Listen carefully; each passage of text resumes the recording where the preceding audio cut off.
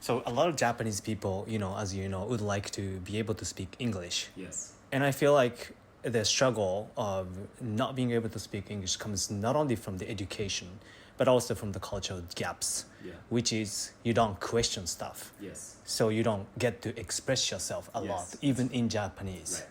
Maybe I'm not sure if it's the right question, but what do you think how Japanese people maybe can open up their minds a little bit more so they can maybe start speaking English as they wish, or become open-minded, become not only Japanese. Regarding the English situation, I've done a few different jobs in my life, and I've worked in entertainment, but also I've taught English to adults.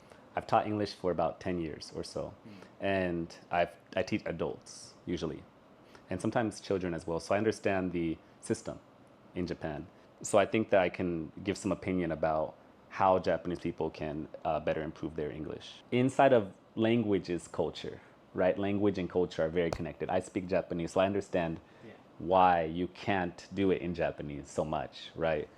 But I think you have to study a little bit more, for sure. You have to ask why. For the people who want to just have a better understanding of English and whatnot, they have to forget that English is a technical skill.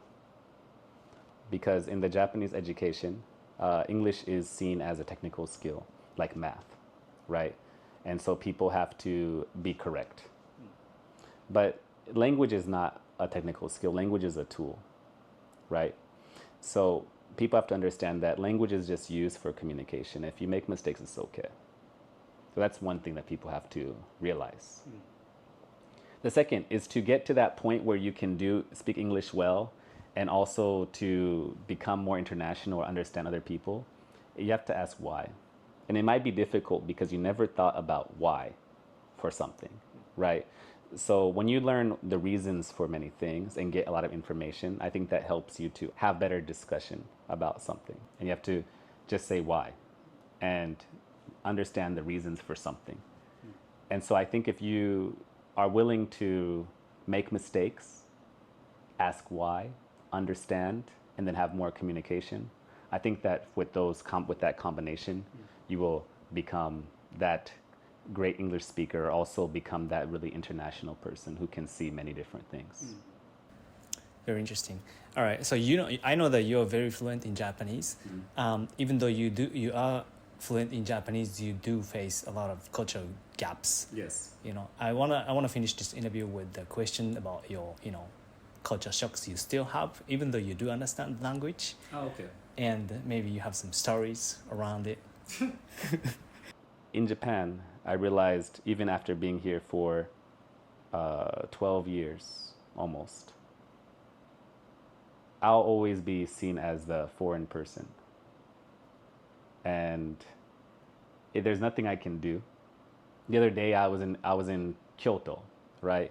And I go to the security, the staff. I was wondering which exit is the best exit, And so I go to the staff and I'm like, 伏見稲荷大社に行きたいなんですけど、どちらの出口は一番いいですかみたいな感じで。And then suddenly his response is,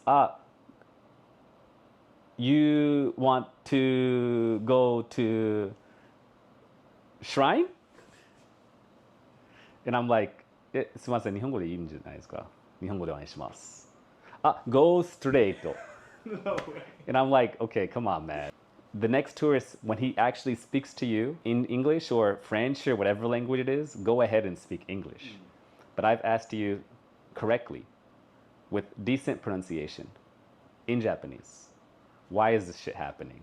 And this happens all the time.